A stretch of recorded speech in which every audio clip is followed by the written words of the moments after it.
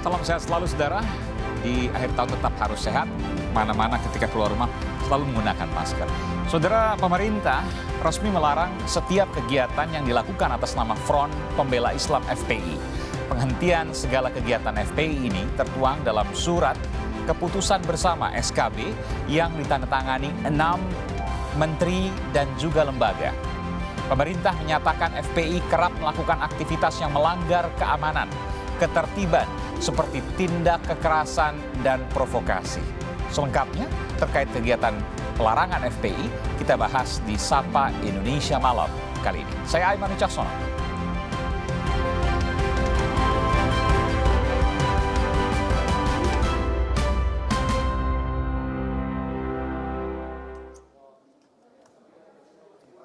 Pemerintah menetapkan Front Pembela Islam FPI sebagai organisasi terlarang. Pembubaran dan pelarangan kegiatan FPI dilakukan berdasarkan surat keputusan bersama 6 pejabat kementerian dan lembaga. Menko Polhukam Mahfud MD menegaskan FPI tak lagi memiliki legal standing. Aparat di tingkat pusat maupun daerah diminta untuk menolak segala kegiatan FPI. Berdasar peraturan perundang-undangan dan sesuai dengan putusan MK nomor 82 PUU 11 2013 tertanggal 23 Desember tahun 2014, pemerintah melarang aktivitas FPI dan akan menghentikan setiap kegiatan yang dilakukan FPI karena FPI tidak lagi mempunyai legal standing, baik sebagai ormas maupun sebagai organisasi biasa. Ada beberapa pertimbangan pemerintah dalam memutuskan pelarangan FPI. Di antaranya sampai saat ini FPI belum memenuhi persyaratan untuk memperpanjang surat keterangan terdaftar sebagai organisasi kemasyarakatan. Maka secara de jure terhitung 21 Juni 2019, FPI sudah dianggap bubar.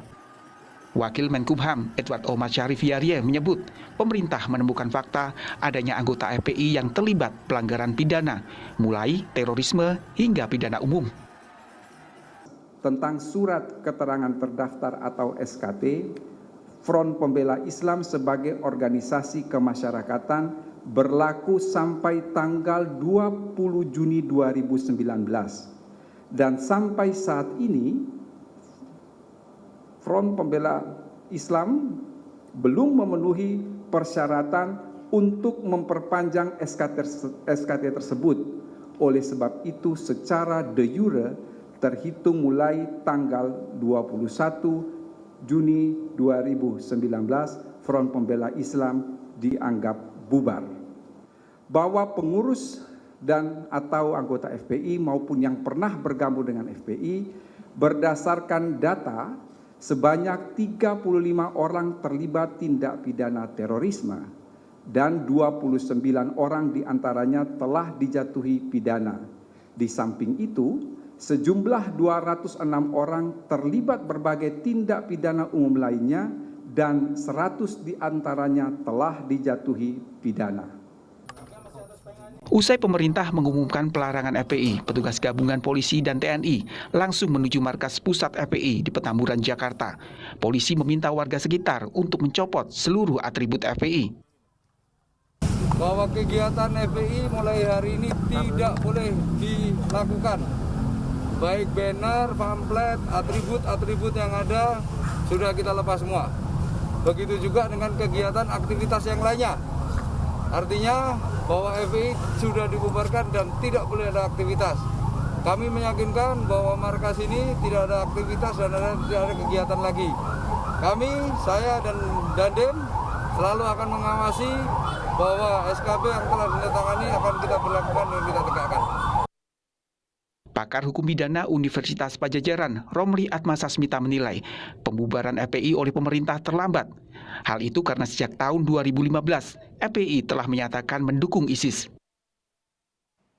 Saya juga membaca SK bersama. Tentu ini adalah lebih baik kalau memang dari informasi tadi yang saya lihat itu FPI sejak tahun 2015 sudah berbicara soal mendukung ISIS, ya. Ya. Ya, dan ternyata juga dia melawan pemerintah. 2015 dan sekarang tahun 2020 boleh dikatakan memang terlambat, ya. Pemerintah terlambat membiarkan FPI bergerak seperti itu, dan juga kemudian sehingga pada tahun 2020 baru dinyatakan orang Islam. Ya. Terkait keputusan ini, pemerintah mengimbau masyarakat untuk tidak terpengaruh dan terlibat dalam kegiatan penggunaan simbol dan atribut FPI. Masyarakat juga diminta melaporkan pada aparat jika ada kegiatan serta penggunaan simbol dan atribut FPI. Tim Liputan Kompas TV.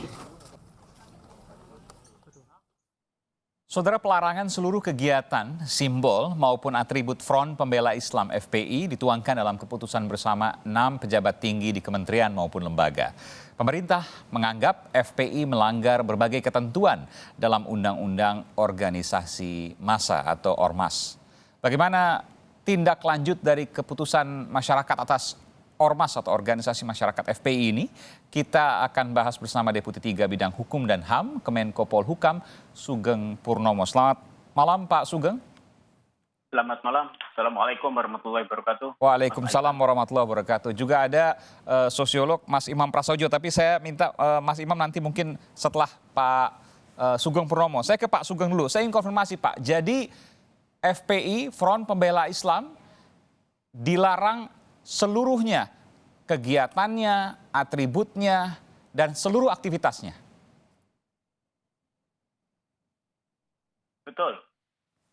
Jadi sebagaimana yang tadi dibacakan di dalam press conference, bahwa seluruh kegiatan dari FPI dilarang, termasuk penggunaan atribut-atribut yang dimiliki oleh FPI.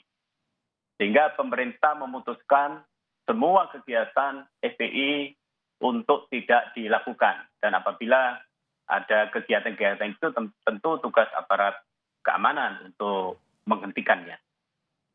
Artinya juga punya konsekuensi terhadap, katakanlah karena selama ini kita mengetahui punya seragam gitu ya, kurang lebih putih-putih, ada logo FPI. Kalau kemudian ada seseorang yang menggunakan atribut FPI berupa seragam, bendera, dan lain sebagainya, maka punya konsekuensi hukum? Ya, tentu nanti aparat hukum akan melakukan tindakan, karena di dalam surat keputusan bersama yang tadi sudah dibacakan, itu memang disebutkan larangan untuk menggunakan seluruh atribut-atributnya, slogan-slogannya. Jadi saya kira itu akan terkait sekali dengan apa yang tadi disampaikan Mas Aiman. Oke, jadi kalau dibayangkan maka seluruh kegiatan ini hampir sama kemudian apa yang dilakukan oleh pemerintah terhadap Hizbut Tahrir Indonesia, HTI. Boleh saya katakan demikian, Ya. Pak?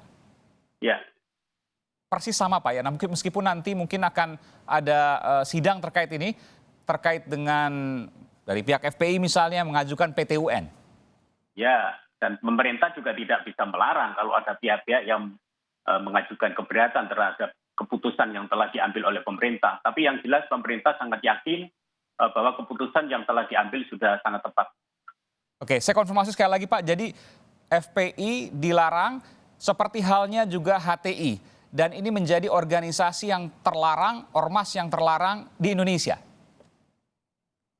Ya, pemerintah berkeputusan bahwa dalam keputusan yang telah dibacakan tadi, bahwa FPI dilarang untuk melakukan segala kegiatan. Jadi itu sudah sangat tegas barangkali, dan saya kira masyarakat juga memahami dari diktum-diktum yang tadi sudah dibacakan. Apakah akan diajukan juga soal sidang pengadilan soal ini, atau pemerintah membebaskan siapapun mungkin dari pihak FPI untuk mengajukan pengadilan, atau pemerintah sendiri juga berencana untuk menguji ini di pengadilan misalnya?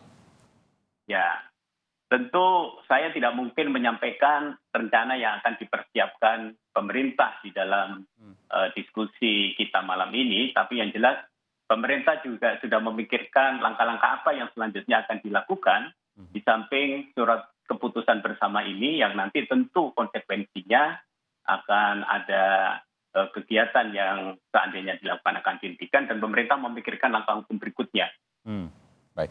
Pak Sugeng, ini kan ada dua pernyataan yang disampaikan tadi oleh Pak Mahfud, Pak Menko Polhukam, juga Pak Wamenkumham, ya, Profesor Dr. Edi Hiarie, yang menyatakan bahwa ada pelarangan ini karena dua hal. Yang pertama soal SKT, surat keterangan terdaftar yang tidak diurus oleh FPI sejak Juni 2019 yang habis.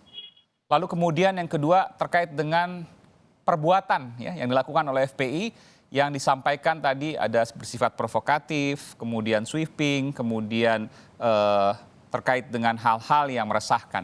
Jadi pelarangan ini dasarnya yang mana, Pak? Apakah SKT yang tidak dilanjutkan, yang tidak didaftarkan kembali, atau soal perbuatan FPI?